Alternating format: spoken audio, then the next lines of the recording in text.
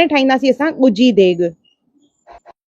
हिकु बासण खणंदासीं, उन में विझंदासीं चांवर, सवा मुठी चांवर विझंदासीं। जेका ॻुझी देग ठाहिबी आहे, के हिन में सवा मुठी चांवर विझंदा आहिनि त के हिन में सवा पा चांवर विझंदा आहिनि।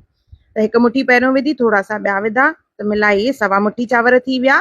कॾु विझंदासीं लौंग ऐं फोटो, थोड़ी सी हैड, उनखां पोइ हिन में विझंदासीं थोड़ी सी खंडु, मामूली सो लूणु हिन में विझंदासीं और पाणी विझी करे थोड़ो सो तेल विझी इनखे असां ढके करे बिना ॾिसण जे इहा देग ठाहींदासीं। त इहा अंदाज़े ते ठाही वेंदी आहे और चवंदा आहिनि जेॾी महिल इहा देग ठाहिजे ओॾी महिल ॻाल्हाइबो न आहे।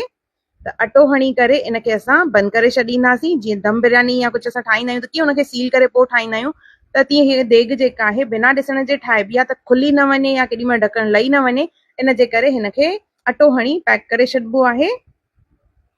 इनखे ईअं पैक करे असां इनखे रखंदासीं गैस ते, बिल्कुलु सिम बाहि ते, जीअं इहो सड़े न और चङी तरह पकजी वञनि चांवर। और इहो अंदाज़े ते ई कबो आहे।